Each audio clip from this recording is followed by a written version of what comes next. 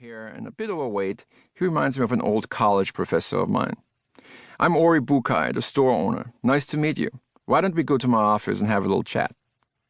We sit down on two very comfortable sofas in his spacious office in the back of his store, and Ori pours me a drink. When I opened the store 15 years ago, I wanted to be known for two things: a great liquor cabinet with a ton of choices, and a selection of pianos that is a little bit off the mainstream.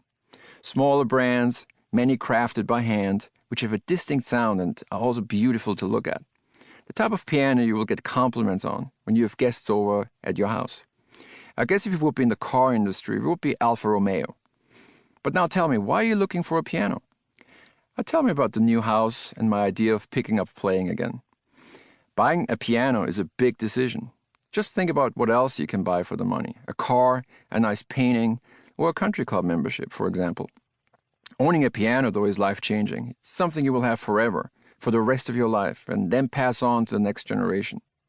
My grandmother's piano is one of my most prized possessions. You'll also find learning and playing really rewarding, and will impress everyone from your mother-in-law to your dinner party guests. Tell me, when was the last time you played? About 30 years ago, I took classes for about 6 years as a kid, but stopped when I was 13. I mostly played classical music back then: Beethoven, Chopin, Mozart. I could never figure out how to play contemporary music: Billy Joel, Elton John, Queen. It's much easier to learn these things now. You just need to go to YouTube and follow along. So your goal is to play more modern music, pop music? I think so, yes. That's really the type of music I usually listen to. Great. Tell me more about the room the piano will be in. How big is it? Does it have a window? What else is in it? About 300 square feet, I guess, with one window. There's really not much else in it other than a bookshelf that fully covers one wall. I'm starting to wonder why this is important, but Ori explains.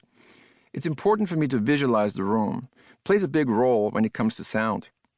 I describe it in more detail and even end up drawing a floor plan of the room, indicating where I think the piano should stand. You would be able to look out into your garden if you position it like that. Excellent. Ori's questions continue for about 20 minutes. Where's the house located? Who will you be playing for? Who will be listening when you practice? How much do you want to invest? Which piano brands do you know? Any particular ones you're more interested in than others? Are you planning to play for guests as well? Entertain them with your music?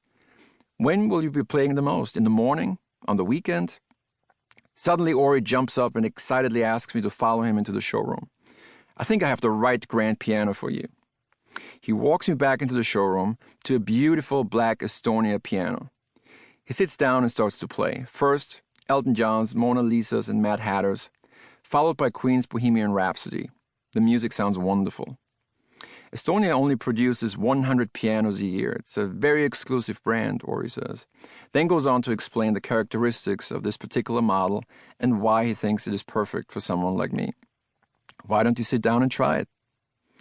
You don't have to guess at which store I end up purchasing my piano. While I didn't fully commit during my first visit, I never went to another store and never looked at another piano than the one Ori chose for me.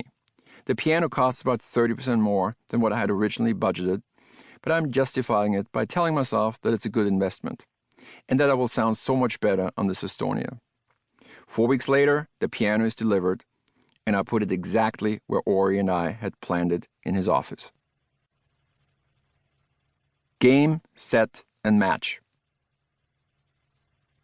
If you followed men's tennis in the 1980s, you know that the most dominating players at the time were American John McEnroe and Czechoslovakian Ivan Lendl.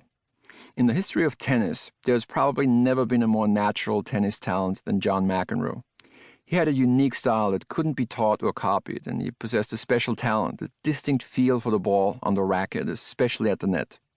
With his aggressive serve-volley approach, he was able to impose his type of play on his opponents. He read his opponent's shots accurately before they even hit the ball and instinctively moved to the right positions on the court. A lot of McEnroe's game had to do with instinct, and he constantly invented new shots and new angles. He was a talent that comes around only once in a generation. You can think of John McEnroe as a natural-born tennis player. But would it have been a good idea for junior players like me to model their games after McEnroe? No, because it would have been almost impossible.